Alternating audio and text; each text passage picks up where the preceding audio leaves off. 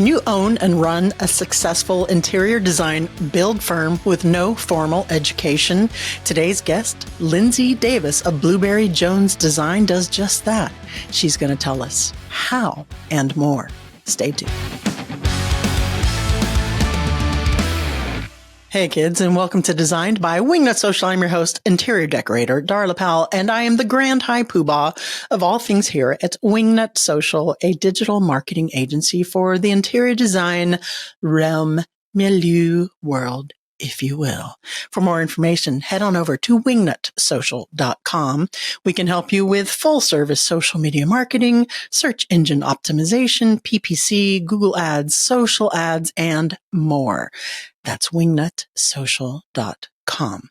All right. Today's guest, Lindsie Davis of Blueberry Jones Design. I love that name, and it's very cute. The inspiration for that, wait till you hear. Today's guest, Lindsie Davis, is a Texas-based interior firm founded by Principal Designer Lindsie Davis. It specializes in high-end, full-service residential design. Lindsie is known for creating eclectic and playful homes that push creative boundaries and enhance her clients' unique lifestyles. Her background in art influences her bold approach to colors, patterns, and textiles that distinguish a Blueberry Jones home. Wingnuts, help me in welcoming Lindsie Davis to the show. Hey there, Lindsie Davis. Welcome to the show. How the hell are you? I am doing well. Thank you for having me. I'm so excited to be here.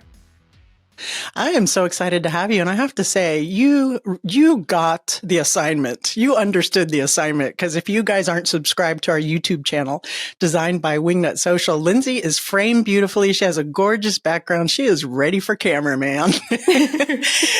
Well done. Thank you very much. So Lindsie Davis of Blueberry Jones Design. First, my very first question is, that's an adorable name, Blueberry Jones Design. How did that arrive? So when I was pregnant with my daughter, her nickname was Blueberry before we ever even knew if we were having a boy or a girl. I craved everything blueberry, ate blueberry pancakes all day. Anything that was blueberry, it was going in my body.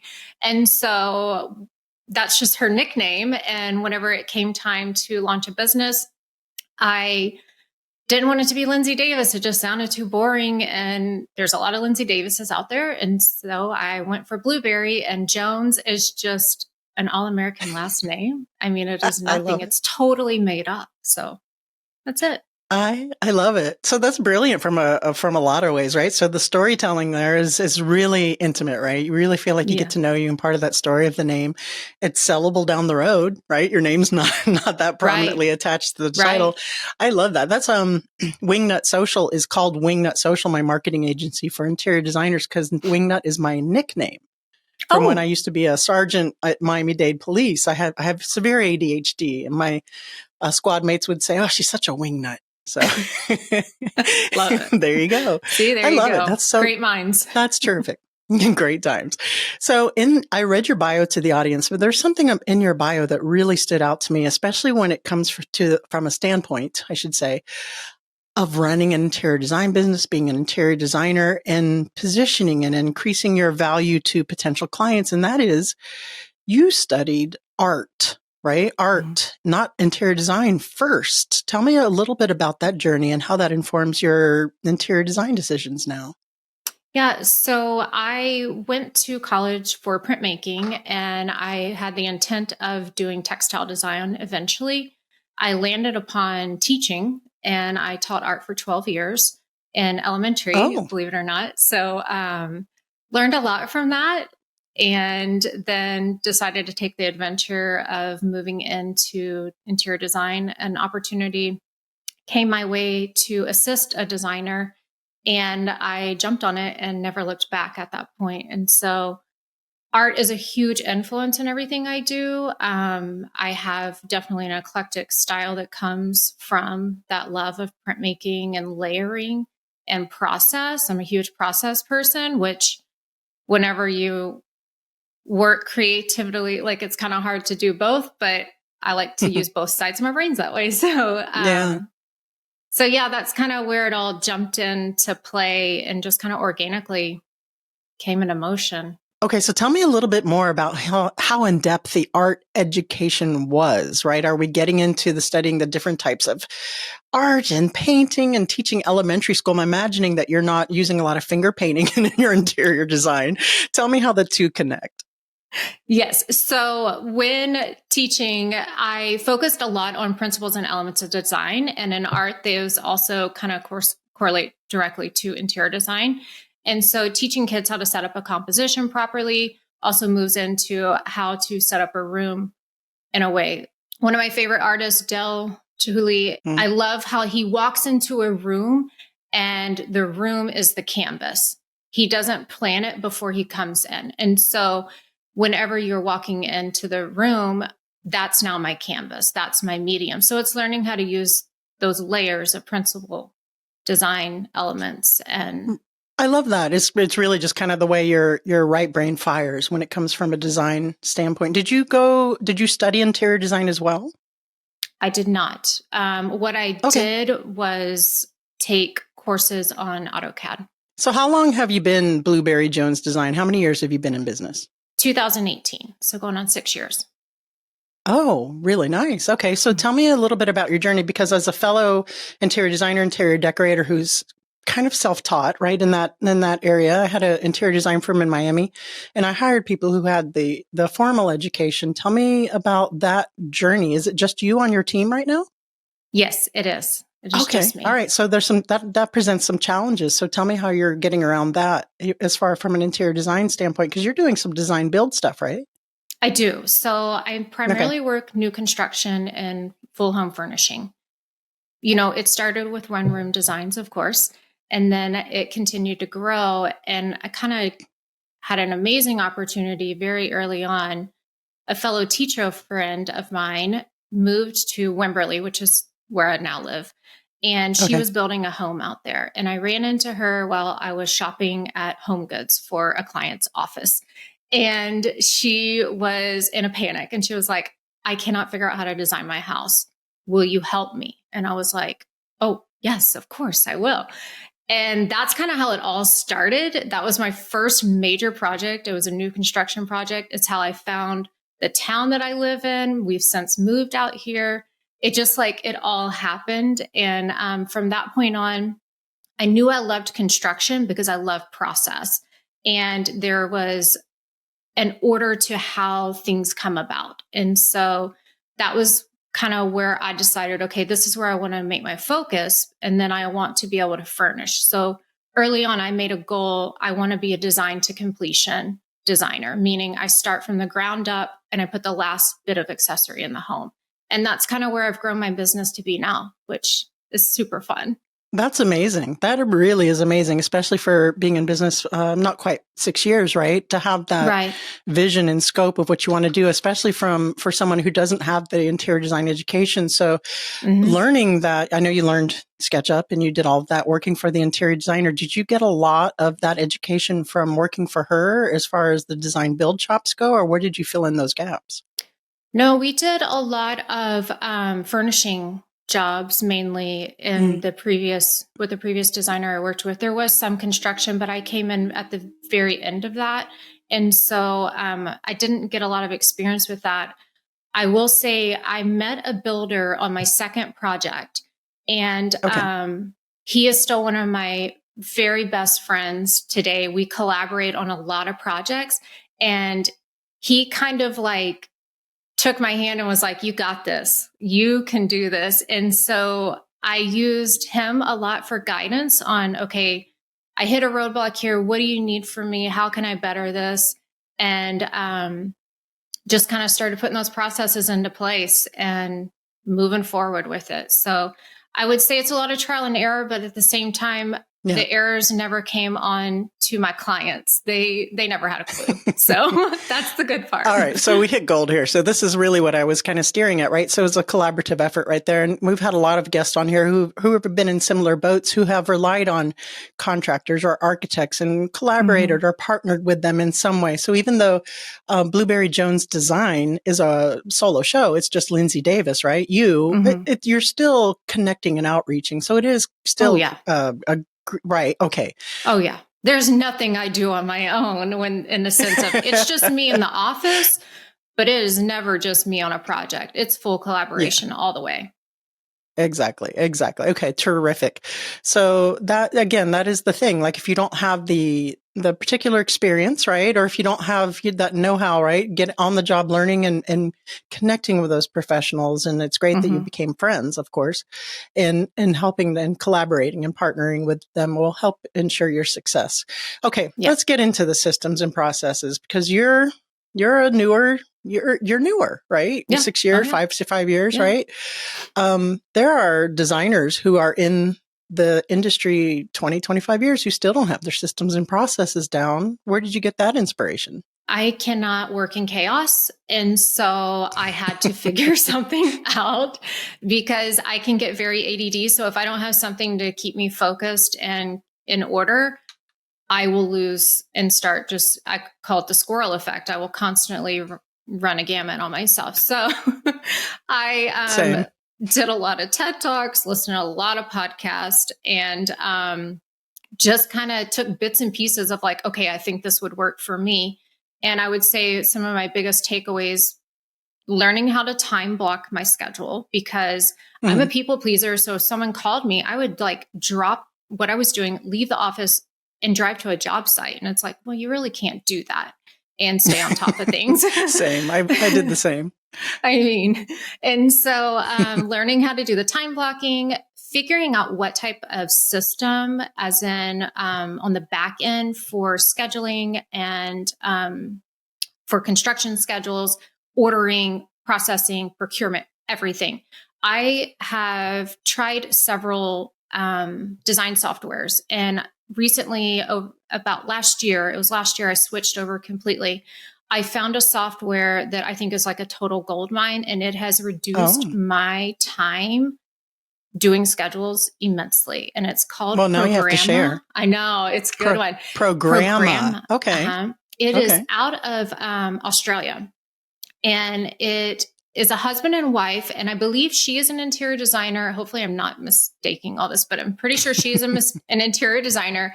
Her husband's an architect or somewhat in the field.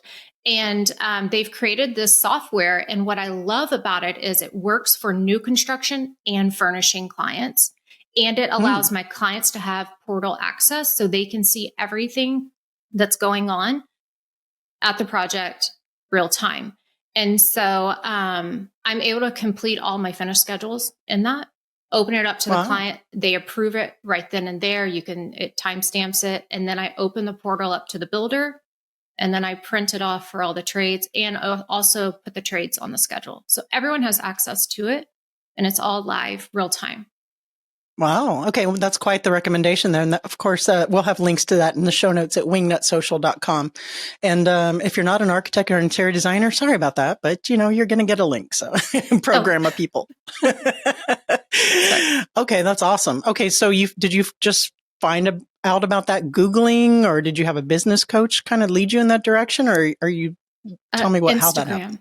Instagram is so good at finding what you're looking for. The power of Instagram marketing. Yes. An Instagram ad, it got me. And at first I was like, oh, I don't know about this, but the color is black and white. And so I was like, oh, I like it. I'll do it. So I tried it. The aesthetic appealed to you. All right, cool. So so that's a main software program. In the program, does it do scheduling? Does it do invoicing, that kind of thing? Are there any limitations there? So yes, it does do invoicing. It's not integrated with QuickBooks quite yet. So I create my invoices and then send them via QuickBooks. But it also has, I'm a big fan of Asana and I have all my projects on Asana. It has its own feature like that. And so my goal right now is to move projects as they start over to Programma and use their task management. So it does have a task management aspect. Yeah, we use Asana here at Wingnut as well. And if I were to ever get rid of it, my director, Abigail Coots, would kill me. So she loved it. We're addicted to it. Yeah, I am too. All right. And you charge your clients, and we're going to shift a little bit here. You charge your clients a flat fee. I do. versus hourly. And that's kind of unusual to see from a newer interior design firm. You had to have had some help in there with that. I Or did. did you not? Are you just that genius? No. I stumbled upon Sandra Funke through Louanne A good friend of mine. Yes. And so Yep. I listened to, she was on a podcast, and I joined her first standard series course. And that I learned a lot from it. I didn't implement probably everything into my company, what I do, but the flat fee was key for me. And I never looked back. So I transitioned all my clients as they continued through to flat fee, finished them out on hourly, and then moved to flat fee. And it is way more profitable for me and my company, for sure.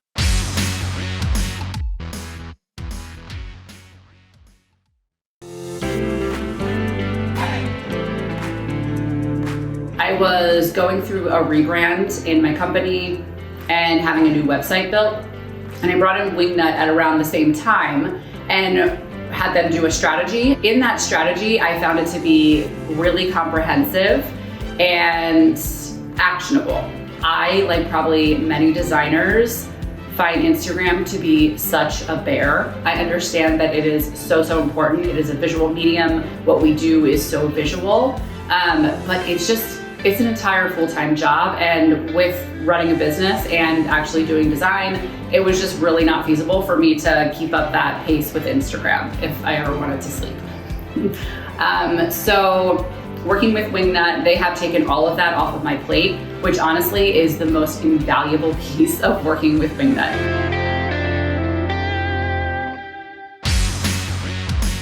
Yeah, it's definitely less time consuming as well. And I find that clients, if you have it dialed in correctly, clients really appreciate not getting bill after bill after bill after bill, right? You're only crying a couple times in each phase rather than every week or every month or whatever that looks like. So that's Sandra Funke, right? House of Funk. Yes, I think she still has her design firm in Tennessee, right?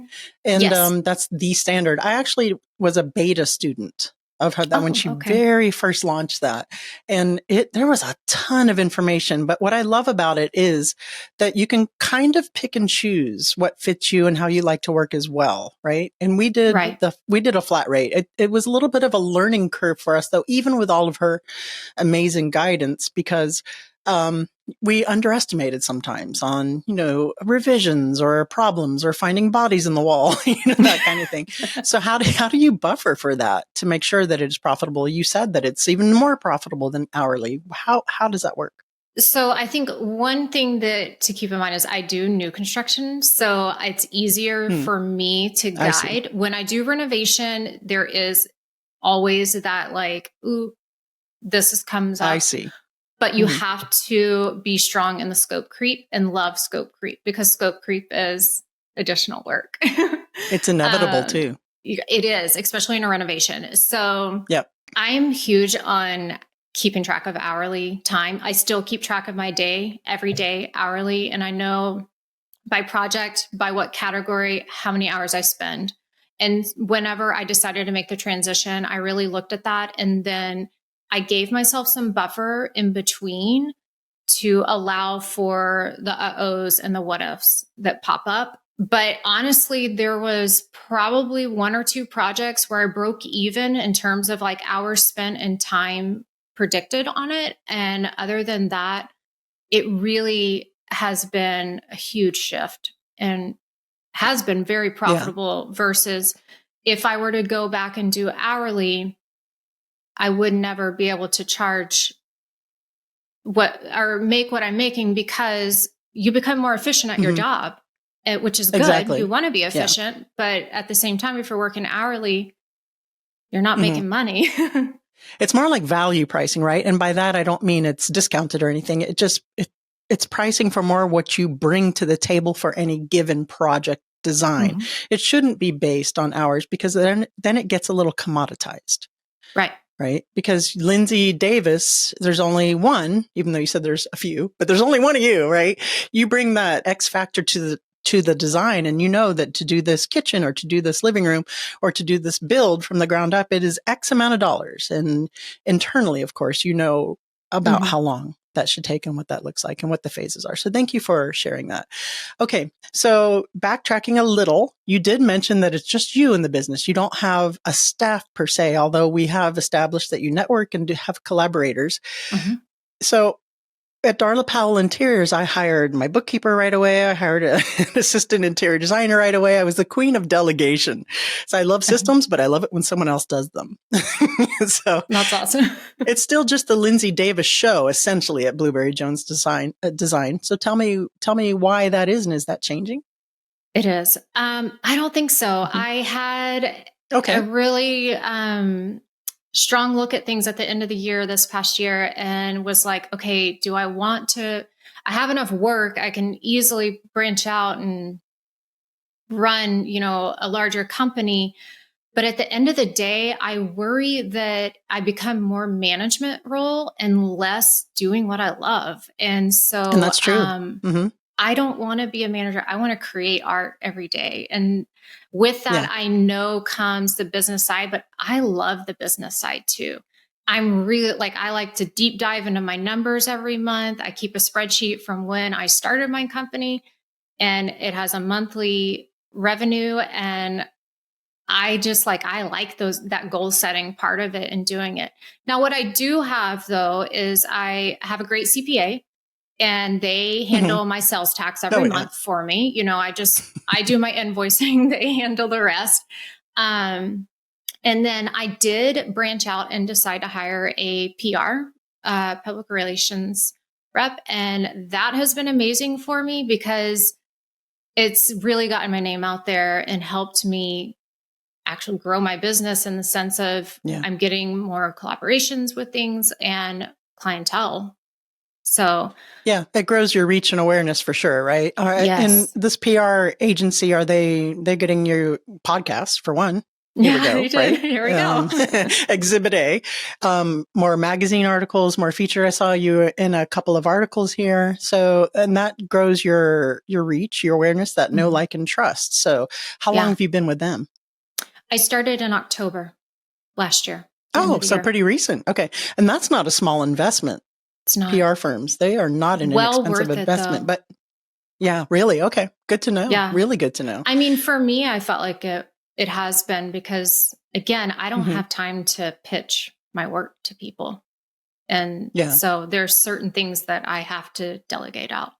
Yeah. Plus it's not, I'm assuming, and correct me if I'm wrong, it's not your area of expertise, right? Your area of expertise is what you're doing in the big picture, right? The money making and the rain making and the design. And to go back to what you said about being a solopreneur and that being a choice because you want to do the design, I applaud that. I applaud you knowing and being secure and knowing that this is what I like doing. This is how I want to run the business.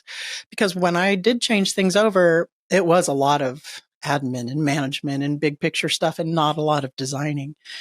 I was okay with that, but you have to be okay with that. You have to. Yeah. Is there anything that I've forgotten to ask you that you think that aspiring designers or designers need to hear before we get into the fire round? I think too, if you decide to, this was one thing I did struggle with was on being on my own was, will people take me seriously? Because I do find that a lot of clientele will say, so how many people work in your office with you? And when I tell them, just me, they're like, oh, how do you do this? And so I do think that at the end of this past year, I worked with a branding expert and really deep dived into my company and what I want it to be. And she taught me so much because she was like, you need to play on the fact that you are by yourself, but you know what? Your clients have total reach to you. They don't go through anyone else. And I do find that my clients love that.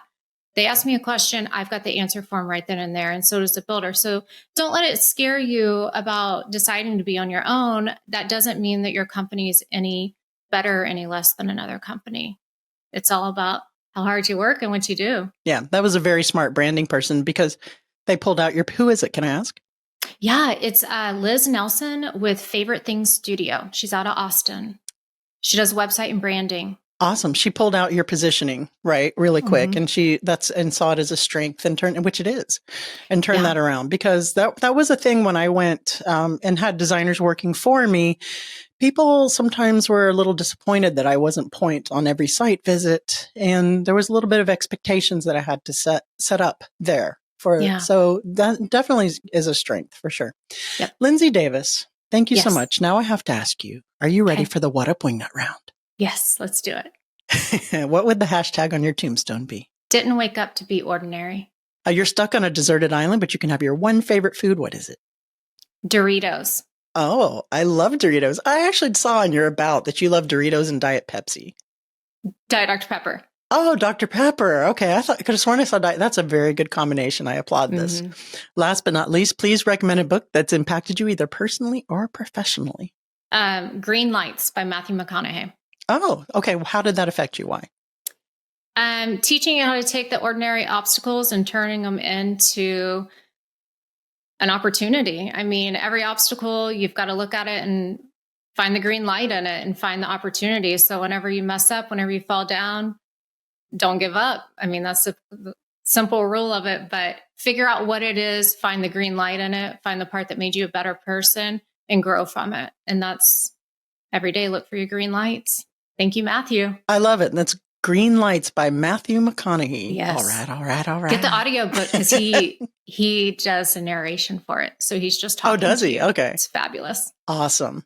I love it. I'm going to have to check that out. Lindsie Davis, please tell the Wingnuts where they can go to find out more about you and Blueberry Jones, and we'll call it a day. Head to my website at blueberryjones.com or follow me on Instagram at blueberryjonesdesign. All right. Thank you so much for joining us, Lindsie. Thank you. How cute is Lindsie Davis, right? And how amazing and adorable is her inspiration for Blueberry Jones design. I love it. It's so cute. And I'm a huge fan of blueberries as well. You must have the healthiest kid. So many antioxidants and vitamins in there, but I digress. So here you see, if you're intimidated by creating a design build firm as a solopreneur, as a single interior design principal, Lindsay's doing it, right? She's incredibly driven, right brain, left brain as well, with her systems and processes and collaborating and networking, of course. You have to have some help, right? But it can be done. She's living and breathing proof. You can do it too, right? Why not? If Lindsie can do it, why can't we? So if you want to learn more about Lindsie Davis, maybe even reach out. I'm putting you out here on the hook. Maybe even reach out and ask some advice. For Lindsie Davis, head on over to blueberryjones.com and connect with Lindsie. Follow her on Instagram at blueberryjones.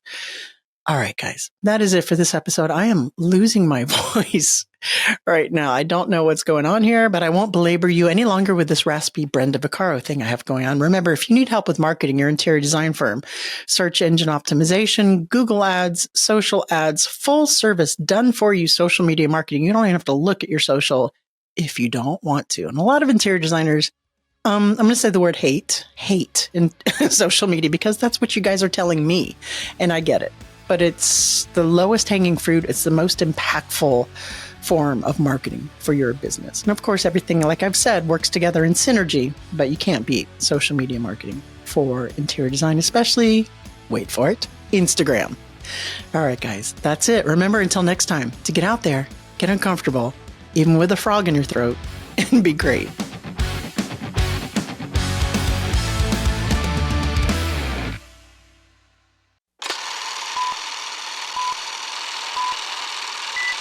Well, today's guest, Lindsie Davis, does just that, and she's going to tell us how. God damn it. So close. Hey, kids, and welcome to Designed by, I'm going to cough. All right, I won't belabor this anymore. I won't belabor what? I'm sorry. What was the first part of that question? Hell if I know. I already forgot.